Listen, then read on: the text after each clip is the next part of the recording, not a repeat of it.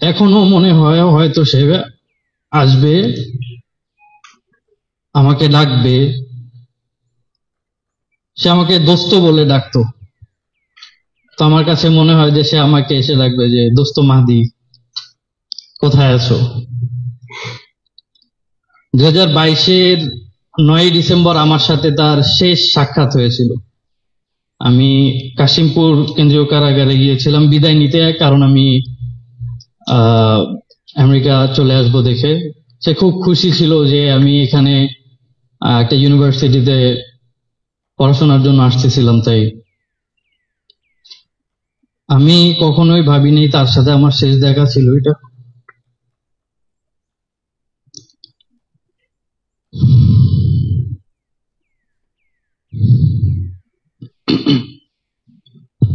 আল্লাহ রাব্বুল আলামিন তাকে জান্নাত নসিব করুক।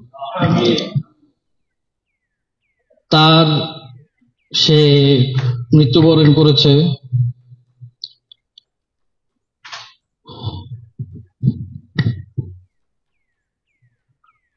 2023-এর 13ই আগস্ট।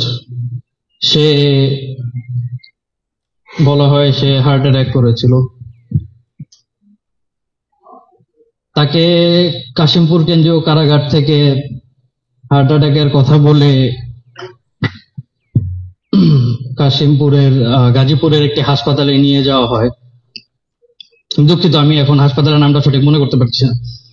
হাসপাতালে নিয়ে যাওয়া হয়, সেখানে নিয়ে যাওয়ার পরে থ্রোম্বোলাইসিসের একটা সুযোগ ছিল, তারা করেনি। সেটা হার্ট পেশেন্ট ছিল, থ্রোম্বোলাইসিসের একটা সুযোগ ছিল, তারা করেনি। কেন করেনি আমি জানতে চাই, আমরা জানতে চাই।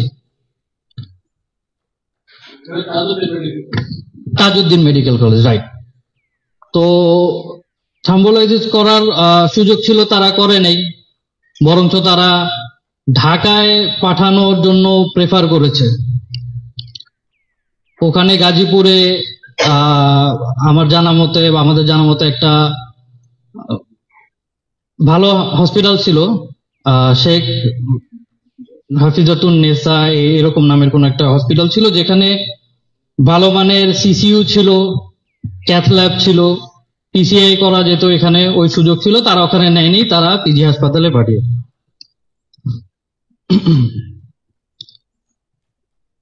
পিজি হাসপাতালে পাঠিয়েছে।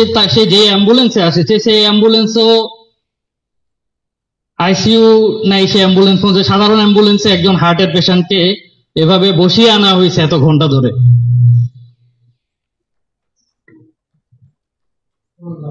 সে অ্যাম্বুলেন্স থেকে নেমে যে হাসিটা দিছে, সেই হাসি আমাদের হৃদয়ে গেঁথে গেছে। সেই হাসি আমাদের হৃদয়ে, এই হাসি কখনো মুছার মতো না।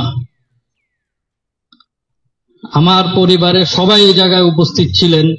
পিজি হাসপাতাল বাইরে তাদেরকে দেখতে দেওয়ার কোনো সুযোগ দেওয়া হয়নি। একজন হার্ট পেশেন্ট, একজন ইম্পর্টেন্ট হার্ট পেশেন্টের প্রতিটা মোমেন্ট যে কত ইম্পর্টেন্ট হয় এটা সবারই জানা আছে।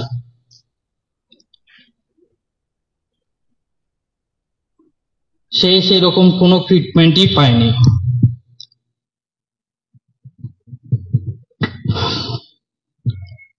ছাত্রলীগ বা গণজাগরণ মঞ্চের নেতা ডাক্তার কি নাম ওনার, জি,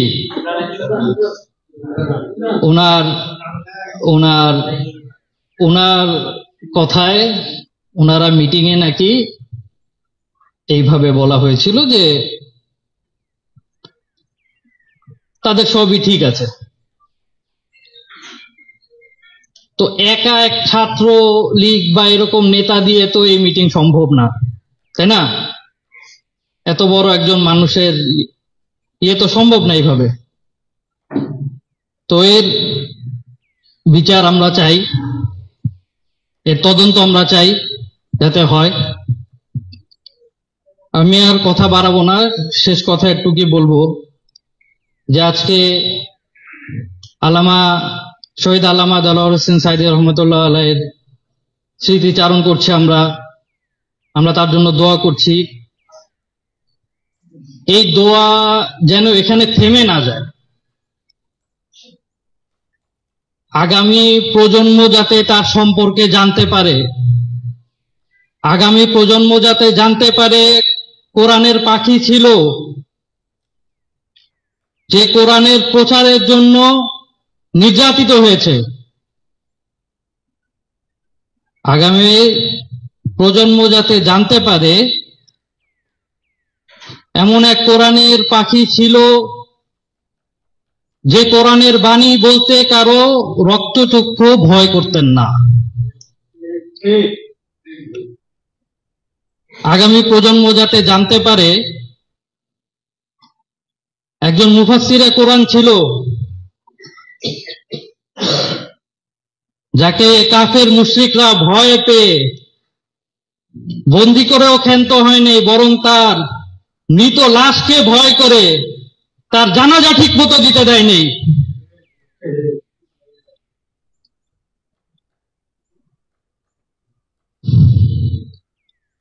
আল্লাহ রাব্বুল আলামিন যাতে আমার দাদাজি শহীদ আল্লামা দেলোয়ার হোসেন সাঈদীকে জান্নাতুল ফেরদৌস দান করে, আর আমাদের সকলকে যেন তার সাথে জান্নাতে মুলাকাত করার তৌফিক দান করে।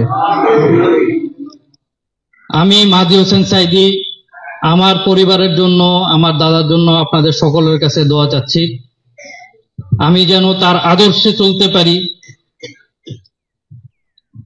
এই দোয়া চাচ্ছি আপনাদের কাছে। আমার জন্য আপনারা দোয়া করবেন, আমার পরিবারের জন্য দোয়া করবেন। গত 16 বছর, গত 15 বছর, গত 15 বছর আমরা অনেক সাফার করেছি। আমার দাদা অ্যারেস্ট হওয়ার পর থেকে 2011 সালে আমার বড় মা, আমার দাদার আম্মা ইন্তেকাল করেন। 2012 সালে আমার বড় চাচা মরহুম রফিক বিন সাঈদী সে কোর্টে বসে স্ট্রোক করেন।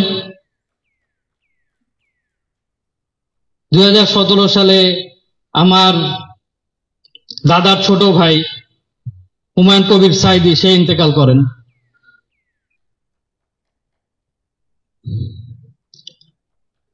2012 সালে আমি তখন মাদ্রাসায় পড়ি, উত্তরাতে তানজিমুল উম্মাতে। আমার সাথে আমার বাবা দেখা করতে আসতেছিল, সেই রাস্তার থেকে তাকে অ্যারেস্ট করা হয়েছিল। 7 মাস তাকে বিনা কারণে জেল খাটতে হয়েছে।